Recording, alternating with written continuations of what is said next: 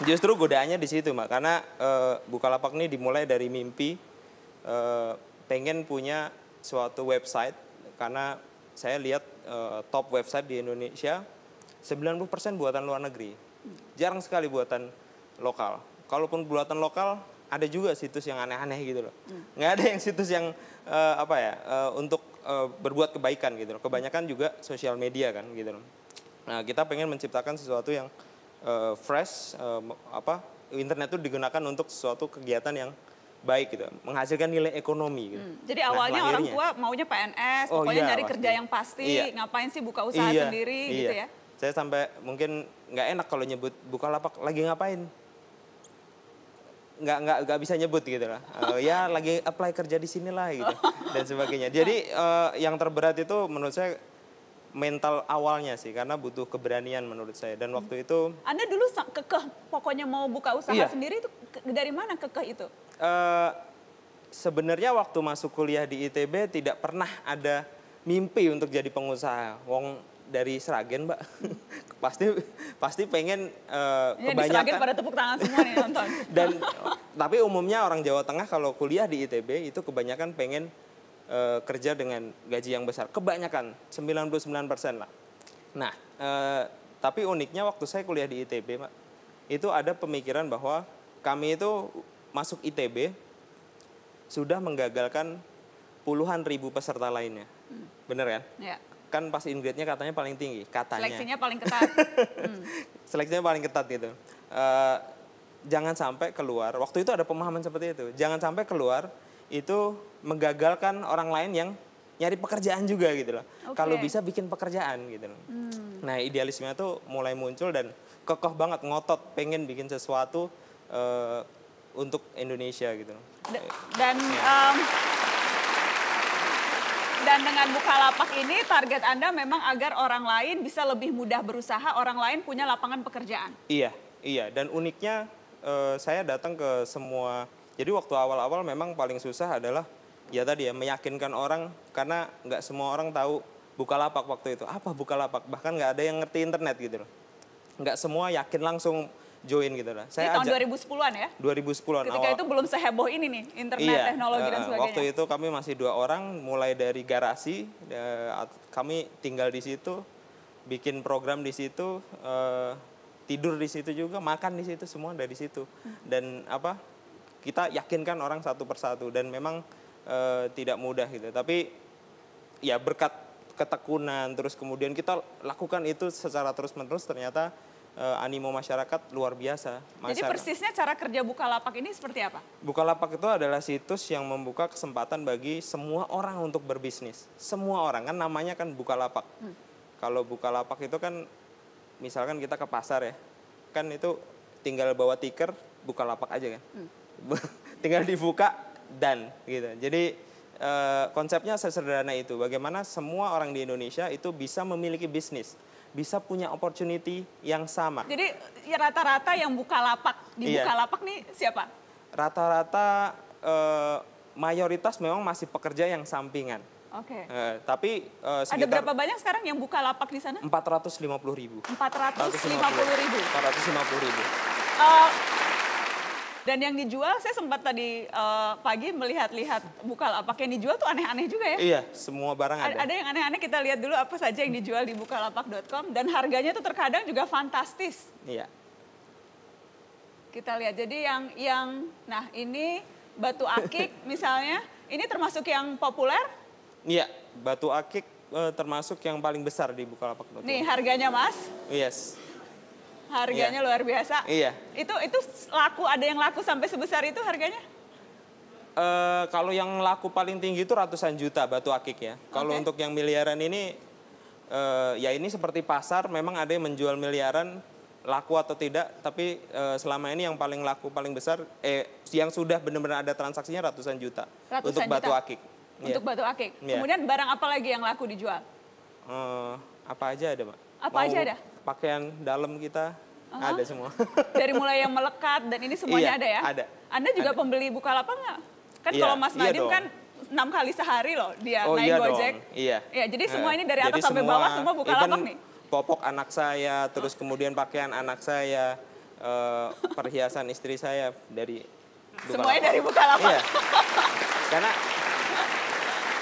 Karena saya percaya sekali Mbak, saya percaya sekali ini ada era perubahan. Era perubahan ini yang aneh-aneh lagi. Oh, yang aneh-aneh. Banyak yang aneh-aneh dan yang unik-unik. Apa dampaknya untuk mereka-mereka yang kemudian usahanya lebih berkembang lewat Bukalapak? Kalau tadi Gojek cerita, Mas Nadiem cerita pengemudi Gojek sekarang jauh lebih canggih berteknologi, kehidupannya juga menjadi lebih baik. Efek atau dampak sosialnya bagi para UKM ini apa? Efeknya adalah makin banyak masyarakat Indonesia yang saya lihat gemar berjiwa wirausaha. Yang dulu takut, Mbak. Dulu di era saya, itu kalau mau berwirausaha, itu sangat sulit. Terus ada beban juga buat kami, karena ya tadi ya, mayoritas masyarakat Indonesia, PNS atau yang umum-umum gitu loh. Tidak ada pilihan untuk yang lain gitu loh. Nah sekarang ini ada pilihan, masyarakat Indonesia hari ini punya pilihan yang sangat lebar untuk melihat internet sebagai suatu peluang gitu, sebagai suatu opportunity untuk mereka menambah pendapatan gitu loh. Dan itu yang saya lihat kuat sekali sih. Kan kita lihat ya, teman kita tiba-tiba di sosial media jualan atau macam-macam loh. Dan itu menurut saya opportunity yang terjadi perubahan yang signifikan. Dan itu didorong oleh menurut saya pertumbuhan internet yang luar biasa sih. Dan ini menurut saya revolusi jangka panjang sih. Revolusi jangka panjang. Saya ingin tahu usia Mas Zaky usia tadi 29, Mas Nadiem 31 tahun, tapi sudah bisa sukses dengan perusahaan yang kemudian omsetnya menggiurkan, bisa mempekerjakan ratusan ribu orang. Jadi saya mau tanya to the point, penghasilan berapa ya Mas Nadiem? Penghasilan?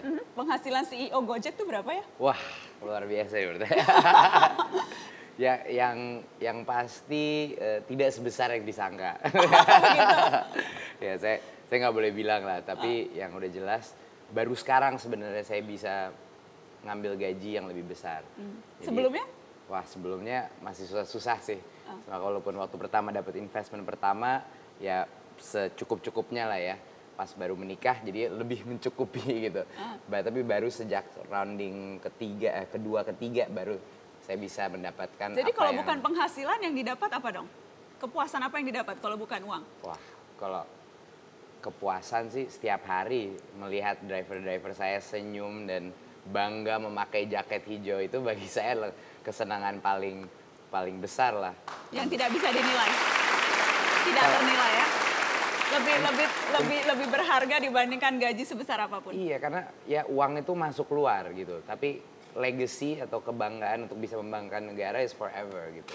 Ya, itu yang. Saya harus nanya yang sama. Bukalapak CEO-nya gajinya berapa sih? Ya cukup lah buat nyicil rumah. Rumah di mana berapa besar, beda-beda loh. Nyicil rumah di pinggiran Jakarta, tuh kan pinggirannya.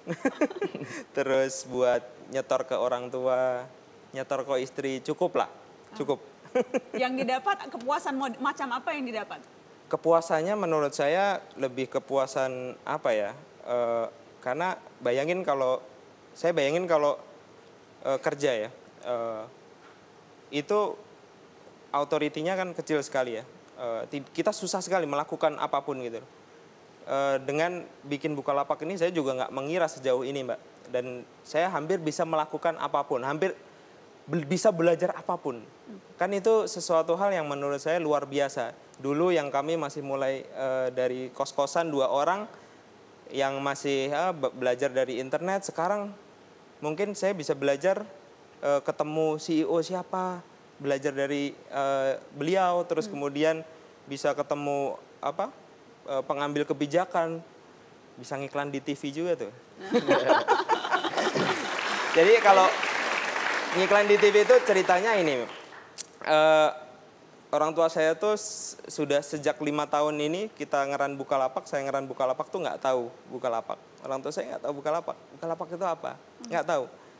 Ya udah, orang tua saya pengen tahu Bukalapak itu apa, saya iklan di TV aja ya, sedikit gitu. Biar orang tua saya tahu. Dan waktu pulang di... Jadi tujuannya itu ya? Ini tujuannya mau mamer sama orang tua, mau bilang karena, Bu nggak jadi karena, PNS, karena gini mana, kalau pulang ke kampung itu pasti sepi.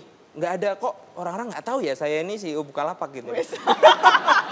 habis terus dari sini tahu kok, habis muncul di mata Najwa tahu nanti. Habis iklan di TV, weh Mas Zaki ini yang punya Bukalapak ya. Oh kerasa juga yang iklan di TV ya. Lebih banyak yang tahu. Oke, saya mau penutup dong, closing statement. Jadi anak muda sekarang harus apa, berbuat apa, atau tidak boleh apa? Nomor satu mungkin bagi saya itu keberanian. Nomor satu adalah keberanian. Jangan hidup hanya melihat apa resiko ke depan. Tapi hidup itu berani menciptakan perubahan yang Anda inginkan di dunia. Itu kuncinya sebenarnya. Gak apa-apa gagal-gagal, tersendat-sendat gak masalah. Saya udah gagal 4-5 perusahaan sebelumnya dan itu semuanya menjadi pembelajaran buat saya. Jadi mungkin yang advice saya adalah lebih daripada belajar tiap hari, lebih daripada melakukan hal-hal lain atau mengikuti kata orang lain, keberanian itu nomor satu. Karena keberanian pasti akan mendengar apa suara hati, itu nomor satu. Oke, thank you. Untuk yang tidak melakukannya, tidak. Jangan kalau misalnya ingin membuat suatu bisnis, kalau misalnya kepengen menjadikan suatu startup atau suatu usaha, kalau mau menciptakan sesuatu yang besar, jangan mencari masalah yang kecil. Kalau mau menciptakan sesuatu yang besar, cari masalah yang besar, yang sulit, yang ribet, yang semua orang bilang nggak mungkin bisa. Nah itu biasanya peluang terbesar ada di situ. Jadi jangan menghindar dari masalah besar ya? Jangan, justru harus dicari. Semakin besar itu masalah, semakin besar peluangnya. Ya. Jadi jangan takut. Jangan takut. Terima kasih Mas Nadiem. Zaki? Kalau saya mungkin bekerja lebih keras dan lebih cerdas ya. Karena menurut saya kita anak-anak muda generasi sekarang sudah diberi keberuntungan yang luar biasa dengan adanya internet. Everyone sekarang anak muda nggak ada yang nggak connect internet, Pak. Mayoritas connect to internet. Mereka hampir bisa melakukan apa aja. Tinggal kemauan dan kerja keras menurut saya. Belajar, manfaatkan waktu untuk belajar. Jangan konsumsi, jangan ya menikmati aja gitu loh. Kalau bisa ngelihat sesuatu tuh, aku bisa bikin apa ya gitu. Dan sungguh-sungguh melakukannya. Dan konsisten secara terus-menerus. Jangan belok-belok, pokoknya konsisten aja. Gitu. Bilang oke, oh keren videonya. Yang kedua, tolong bikinin kita video tentang atom dong.